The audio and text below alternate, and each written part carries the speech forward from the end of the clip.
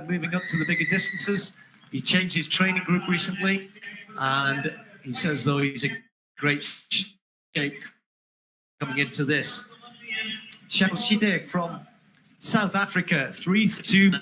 And although he might be not one of the big names, he's not one to be not considered. Of course, Jared Negus and Kerr and Cole Hocker, the Olympic champion, they know each other so well. There's never much to choose between them when they are flying at full force, at full speed.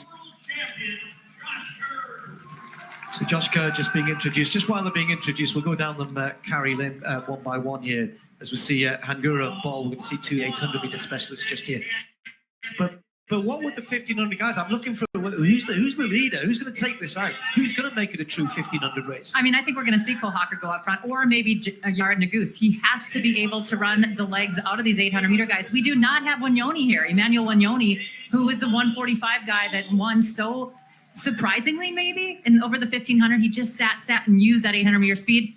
This guy right here cannot let that happen again. I'm going to throw quickly to you, though, that they might say Wanyonyi is going to be a great 1,500 meter. Yeah, oh, and actually, sure. The other 800 lads here have less of a pedigree, so we might see something similar again, or not. I don't think so. I mean, this guy, Marco Arup, I mean, he is a guy that is a true 800-meter specialist. He's been running really well over the mile here and there, but we don't see it very much. And so he's going to use that 800-meter speed as well. So I think that Cole Hocker and I think that Jared Negus has to run the wheels out. And then this is the question mark right here, Josh Kerr. And just to remind you, all of our racers wearing the red number, the challengers wearing the white number. So where they go, 3 3/4 laps of the track. Conditions pretty good, a little bit of a breeze down the back straight. What will we see here? And the 800 guys, Ball, Hangura, Arup, all they want to do is just sit and hope that it's slow. And if they can slow from the front, here we go, Carrie. It's not slow. Yeah, I'm not as surprised as you might be, because I just think if I was looking at it as one of those guys, I'd go, take Wanyonyi out of the equation. He's not here. Now we're back to we know what we understand. And these guys are good at tactical 1,500 meter races. They are. All of them are good at tactical. We have seen even the 1,500-meter specialists be able to sit and kick. But they're all thinking about today. You know, you have to do that. We learned that in Jamaica. You can't really hold anything back for the other races. You got to put it out there. And I think we're seeing Jared Negus now. It's not a real hard pace. We're seeing him be up where he wants. Staying out of traffic. That's the other thing. Yeah, out of traffic, out of trouble when it's slow. Sometimes it gets him pushing and shoving, clipping heels. Hocker immediately moves up behind him. And Ball, Site. Josh Kerr just sitting a little bit back. Timothy Chariot with that distinguishable forward lean of his that he's always had his whole career. You always know where Timothy is in the pack. But he's just going to follow perhaps Josh Kerr as he moves up a little closer. Hangura, Arup at the back. The two 800 men. I think Timothy Chariot, we're going to see him right there, kind of in the multicolor vest there, about, what is he, 5th, 6th right now? You know, he is the one I think that can let the race happen. He's now just opening up his outdoor season. He can watch what's going on in front, but I like what Negus is doing here right now. He's keeping the pressure on. Cole Hocker's right where he likes to be. Josh Kerr, though, just a little bit further back than I thought. He said he's had a really good month. He feels good. His body feels good. Now he's had those 2 races. He had that opener. And I kind of thought he'd be up a little bit more ready to pounce. So we'll have to see what he does here in this lap. Well, I think, you know, Josh is probably doing the right thing, just moving nicely closer. As you were talking, Harry, he's probably heard you in his ears. Think, yeah, I need to be a little bit closer to my 2 big rivals here. The Olympic champion, Cole Hocker, Negus leading it. He threw a 57 in there between 300 and 700 and trying to maintain that, but it just feels though it's slowed again a little bit. And you can see that by Arup's moving up in the all white at the back there. That's a bit of a surprise. He just needs to stay there, really, just hang with the pace. But look at this.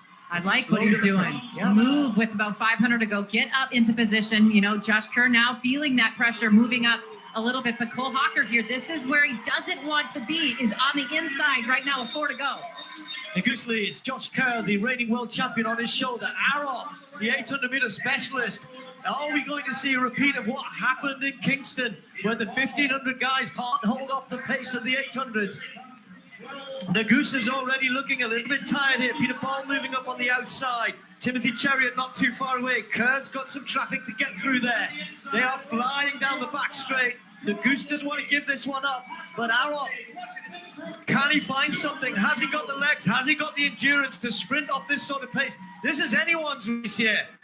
Cole Hocker, who normally would be so good here, has got to find a gap on the inside. He's got a hook, and the Goose moves out in the home straight.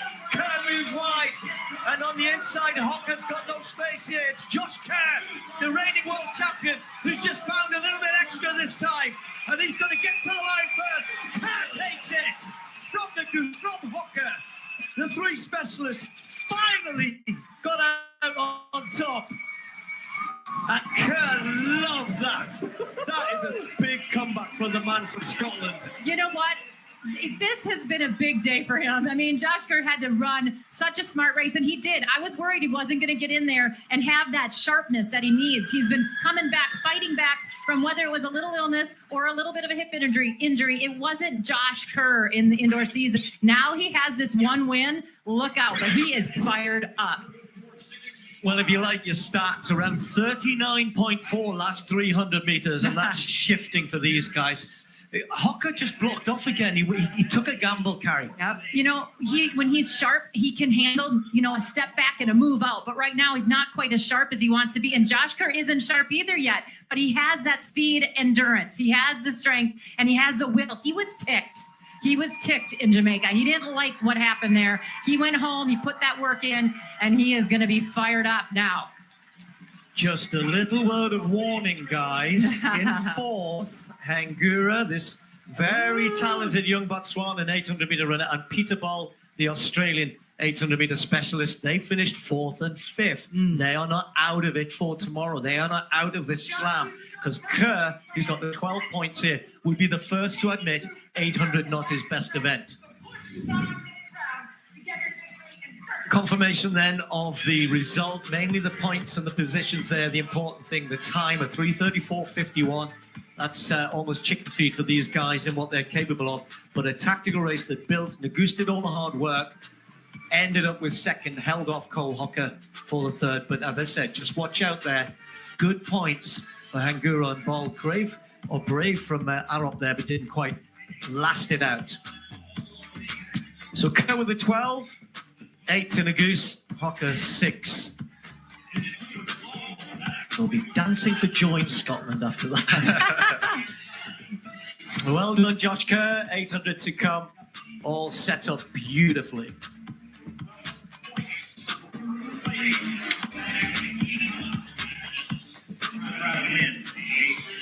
Josh, that was a very tactical race.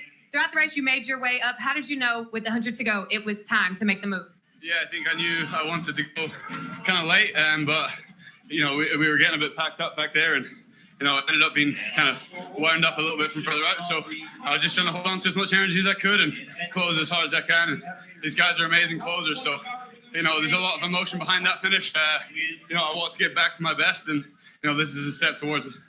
You really got the crowd fired up. What was going through your mind at the end of that race when you got the crowd involved? Yeah, I mean, half of that crowd is like my family, so I was just paying back all the work that they've done over the last 3 or 4 months to keep me in it and put me to this position. So that was emotion for them, and no, I enjoyed it. Thank you so much. Yard, you led the entire race, came down to the line. What are you going to do for tomorrow? Honestly, the 1500